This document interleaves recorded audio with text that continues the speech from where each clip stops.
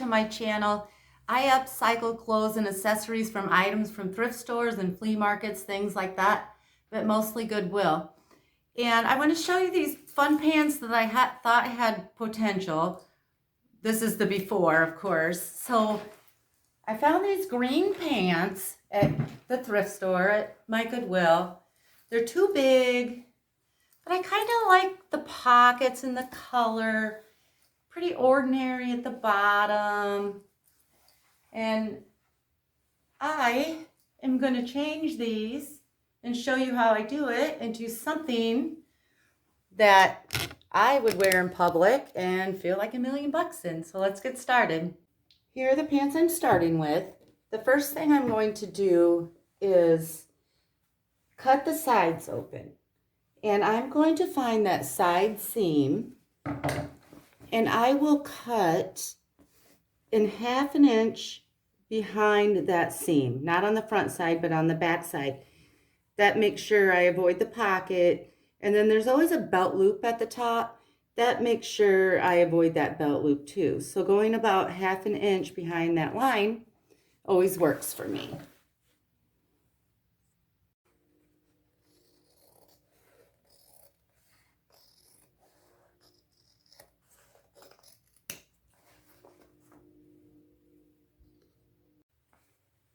What I did here is I took an old pair of white jeans that I had that I don't wear anymore, and I cut a patch 10 by 7.5, and I left the pocket on.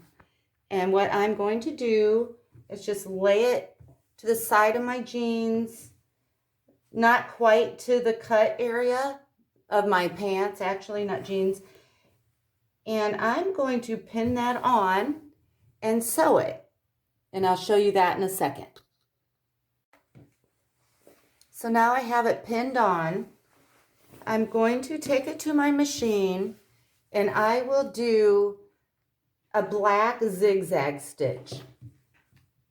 The zigzag just gives it a little more character, I think, and I'm using black because I will have black embroidered lettering over here. So I will show you what that looks like.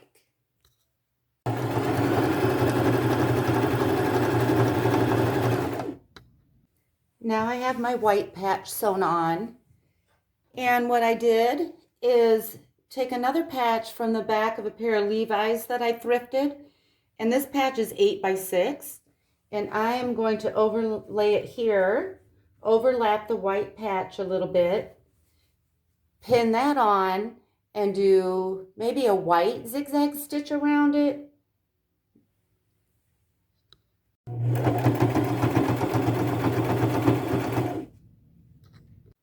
Now I have this patch sewn on, and I'm going to turn my pants over to the back side. And what I'm going to do is I'm going to cut this pocket out. I'm not going to start on the outside and cut in because I just want this to be a perfect hole when I cut it out because I will be patching it. And so I will cut a 1/4 inch around the pocket in a square so that I have room to stitch it. I don't want to go over that flap, so I'll go a 1/4 inch above, 1/4 inch down the side. I'll square this pocket off down here and make it a perfect square when I cut it out.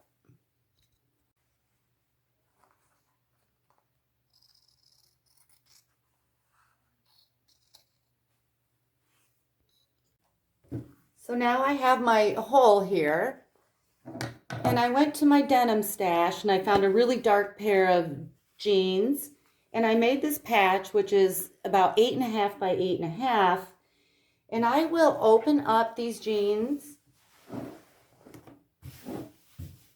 and I will take this patch, I made it plenty enough to cover the hole, and I will place it on the back, the inside of the pants,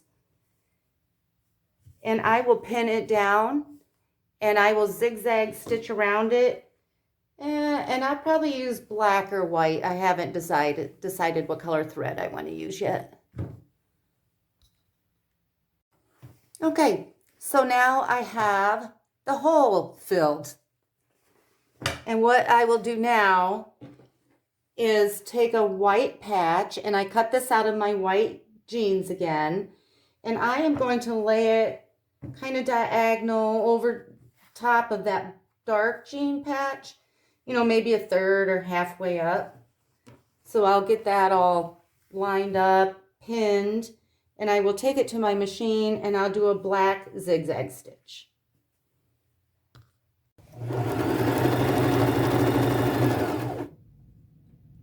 Now I have this patch sewn on, and I decided to do some decorative zigzag stitching down the center for two reasons. One, I think it looks cute and adds a little detail, and two, this is a big patch and I don't want it to bow out or do anything weird while I'm wearing them.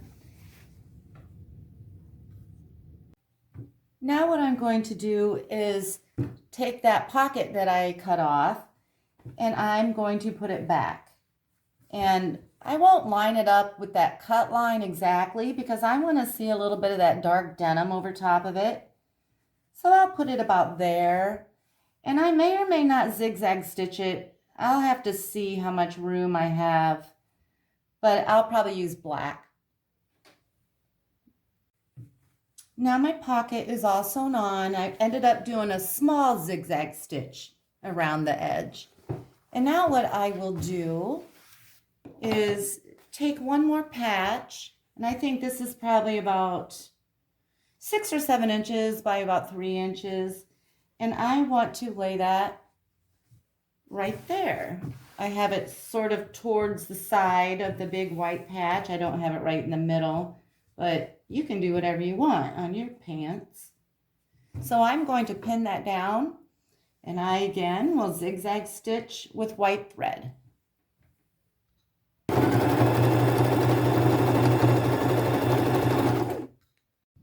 Okay, now I have my patches all sewn on, and what I want to do is embroider a short poem, mainly on this side of the pants, but kind of creeping onto this side of the pants. And I will be using this really thin black yarn. It's thicker than embroidery thread, but thinner than yarn. And instead of explaining how to embroider, which will take a whole nother video, I'm going to send you to a channel called on YouTube called Precious and Me, and the video is called that explains how to embroider is called 5 Ways to Hand Embroider Letters Lettering Beginners, and I will show you how I get this process started. So I'm taking my yardstick and I am just drawing with a piece of chalk some diagonal lines so that I can write my lettering on there before I embroider and make sure they're all nice and straight. These are about 3 inches apart, but again, it depends on how much lettering you want to do, how big your quote or poem is. And I'll do a couple more.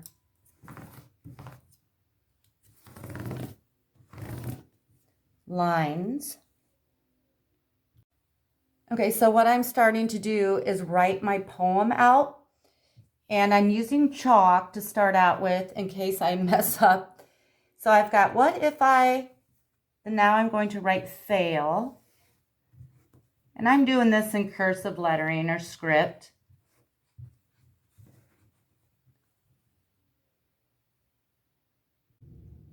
Now I have my poem written out how I like it. I'm going to take a thin Sharpie and I'm going to go over it again. I didn't do that originally in case I messed up. I didn't want anything permanent, so I used chalk because it's easy to erase. But now that I have it exactly how I want it, I'm going to trace over it with a marker. That way, this will take a lot of handling to do this embroidery, and the chalk would just wear off, so I have to do something more permanent.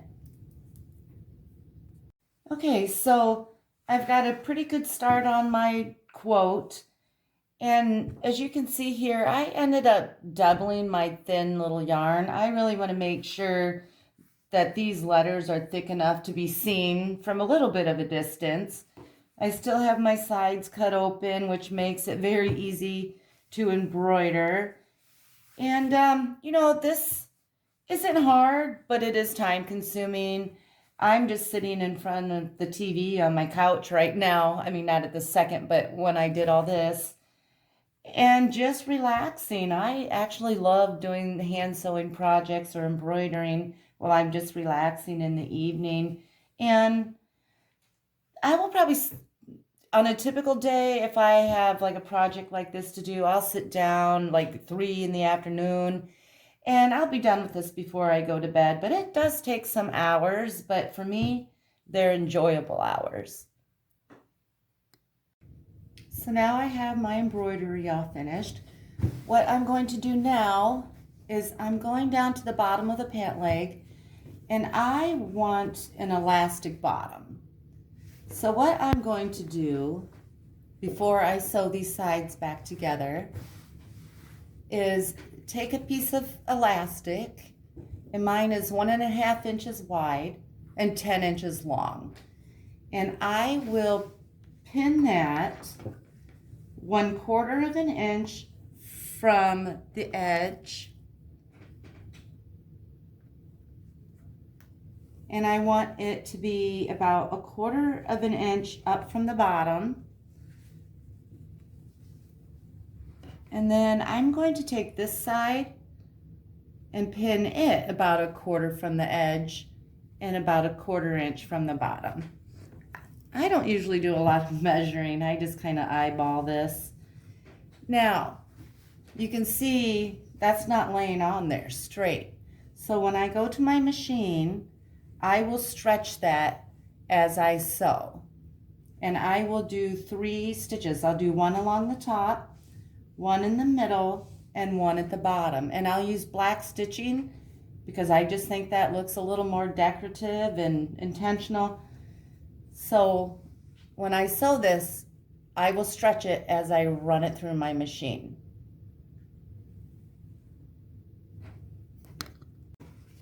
Okay, one more thing I forgot to tell you. Before I stretch it and run it through my machine, I will stitch these edges first. I'll go over this 2 or 3 times on this end, and I'll go over it 2 or 3 times on this end, and then I will stretch it and sew the 3 rows. Hope that makes sense. Okay, see here, I stitched the elastic to one side of the pant leg, and then I stitched it to the other side, and I went ahead and used a zigzag stitch. And you can see this is gapping, so when we sew it in the machine to get the final elastic on, I will make sure that this is all about 1/4 of an inch from the bottom, but I will pull it and run it through my machine 3 times.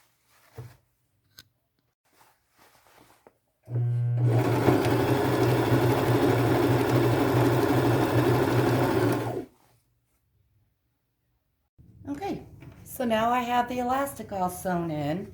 This is what it looks like on the inside. I went ahead and used a zigzag stitch.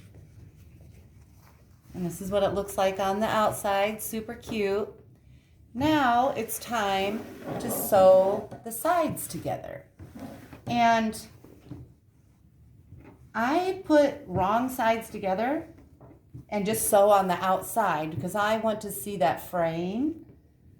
And typically I would say a 1/4 inch seam allowance, a fairly small stitch, and go over that 2 or 3 times.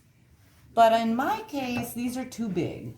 So I am going to start at the top, and I am going to go in about 1 inch or so, and then I'm going to taper it down to a 1/4 inch seam allowance.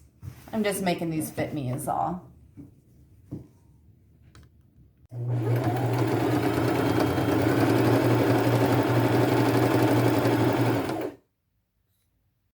Now I have the sides all sewn together, and now they're back to a normal pair of pants.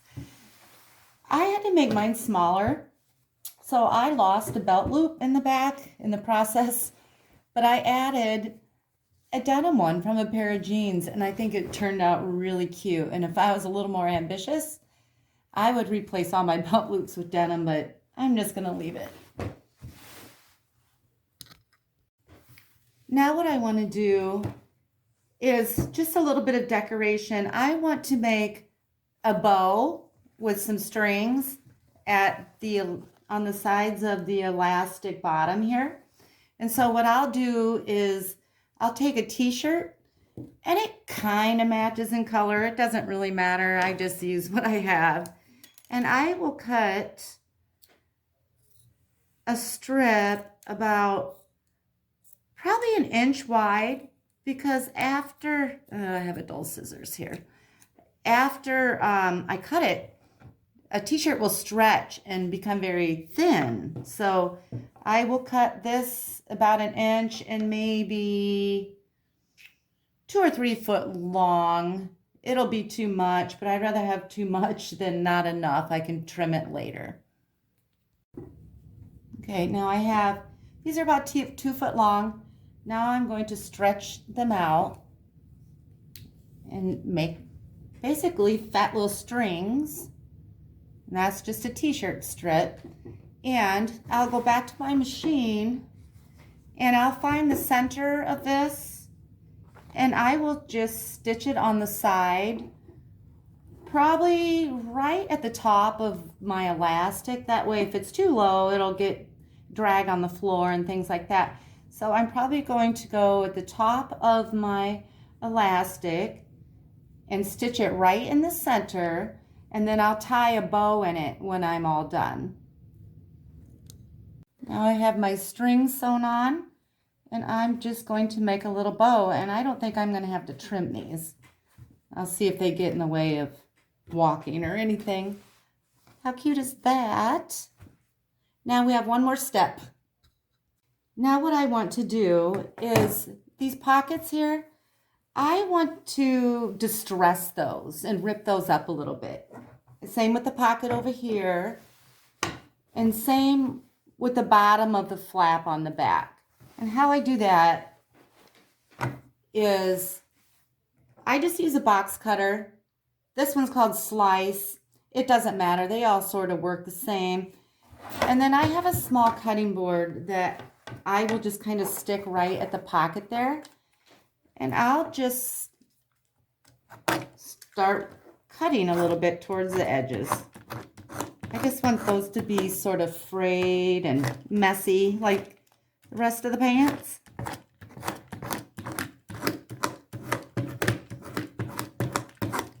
When I wash that, it'll really show more fraying and distressing. Okay, so I think that one's good. I'm going to go around and do this pocket and the 2 flaps on the back. Now I am finished. I am going to throw these in the washer and dryer to get all that maximum fraying. I may have to trim a few extra long pieces, and then I'll show you what they look like.